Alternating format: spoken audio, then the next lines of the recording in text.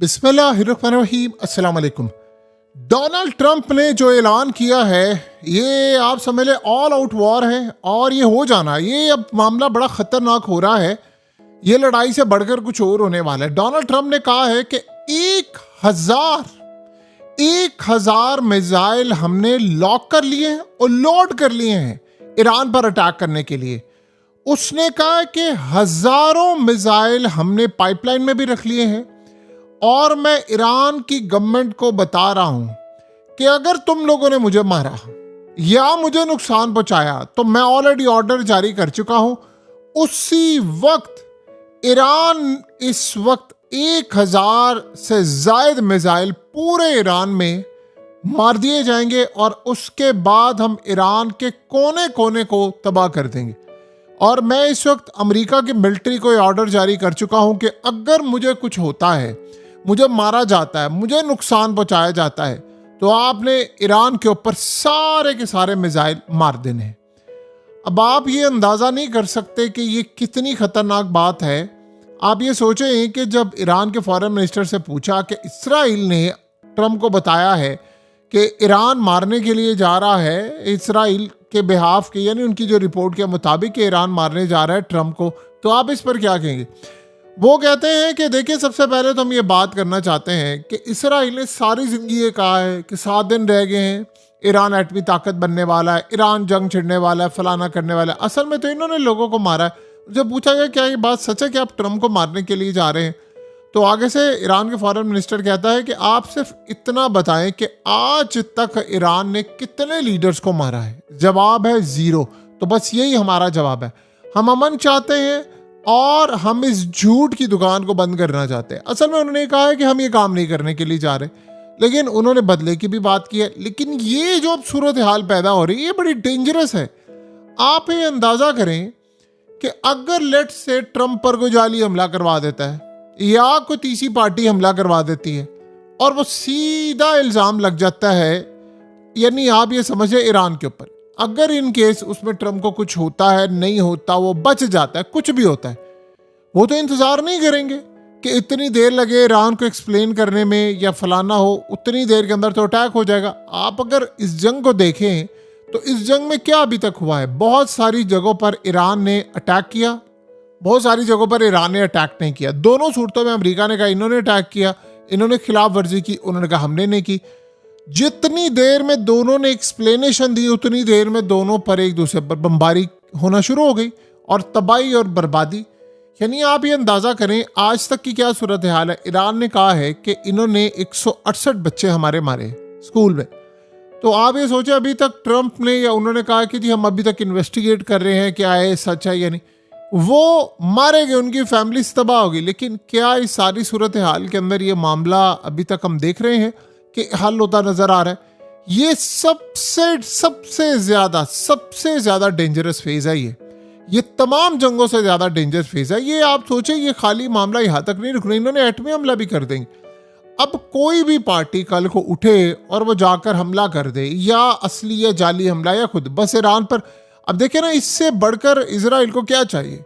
यानी उनको एक ऐसी चीज मिल गई है कि जिसका कोई तसव्वुर भी नहीं किया जा सकता।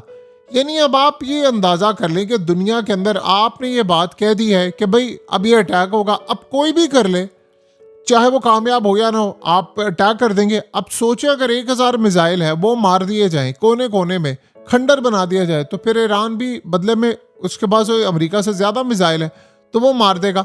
अब आप इस सिचुएशन को देख रहे हैं कि हम कितनी खतरनाक सिचुएशन में इस वक्त दाखिल हो गए हैं। यानी ये वो सिचुएशन है जो अब तक की सबसे तबाहकुन सूरत हाल है, सबसे ज्यादा तबाहकुन सूरत हाल है। यानी उसने मिसाइल बांध दिए 1000। ईरान ने कहा है कि ईरानी फौज इस वक्त मुकम्मल चौकस है, अगर अटैक हुआ तो हम उससे ज्यादा मार देंगे।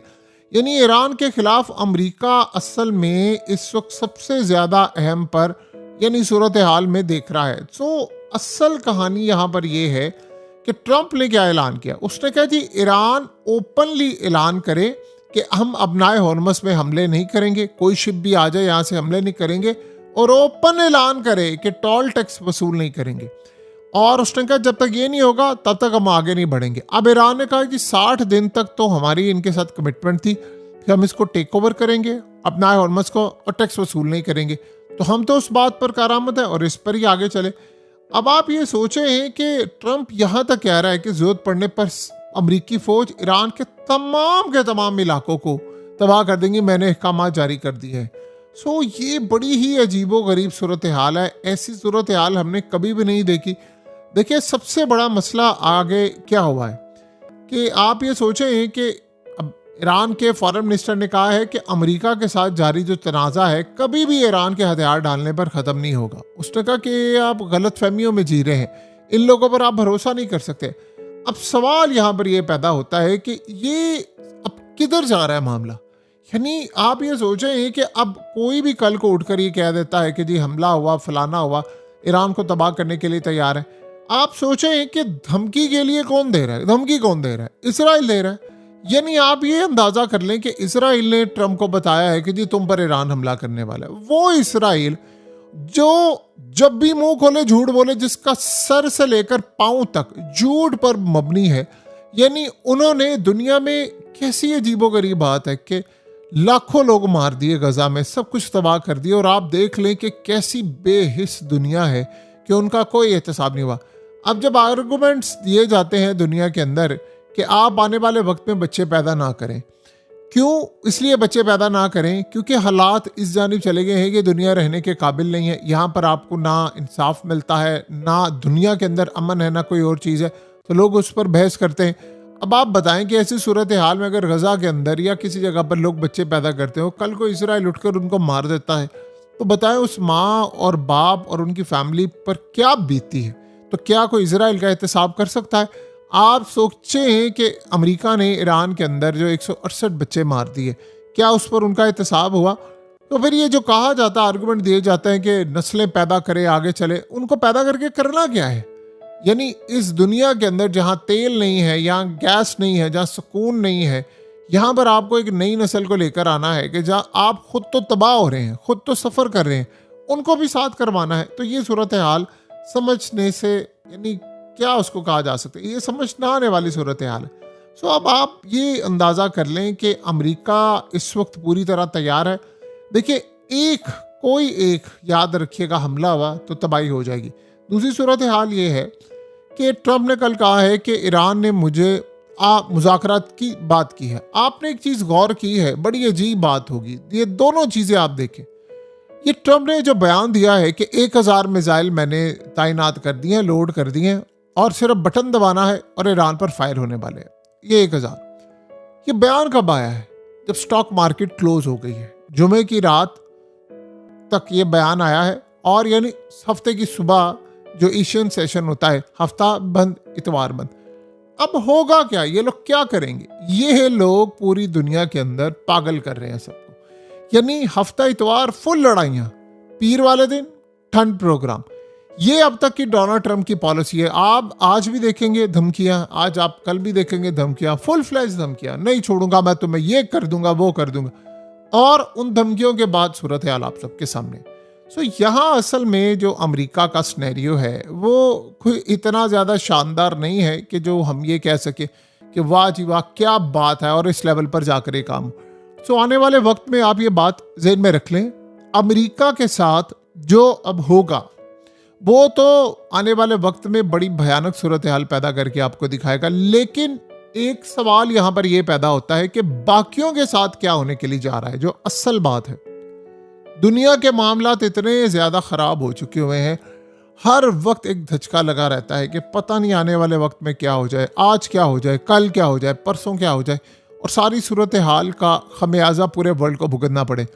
अभी आप ये अंदाज़ा कर लें कि इंडिया इस वक्त अपनी पूरी कोशिश कर रहा है अपनी करेंसी बचाने के लिए।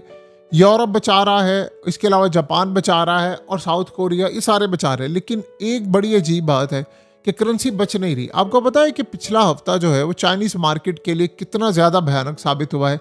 उन्होंने कितना पैसा गंवा दिया, उनके लिए कितने मसाइल हैं। तो दुनिया जब ऐसी सूरत हाल को देखती है, ऐसे मामले को देखती है, तो उनको ये बात समझ आती है कि अब ये सब कुछ बड़ी तेज़ी के साथ तबाह हो रहा है और शायद ये रहने के काबिल नहीं रहा मामला। सो अब लेट्स सी देखते हैं कि अमेरिका के साथ क्या सूरत हाल पेश आती है।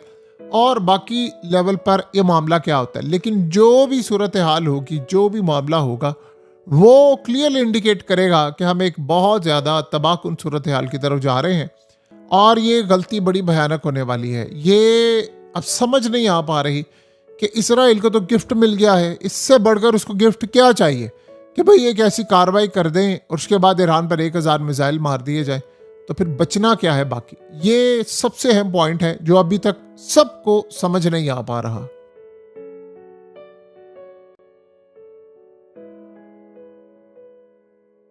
हकीकत टीवी को सब्सक्राइब करना मत भूलें, वीडियो को लाइक करें, शेयर करें और कमेंट सेक्शन में अपनी राय का इजहार जरूर करें।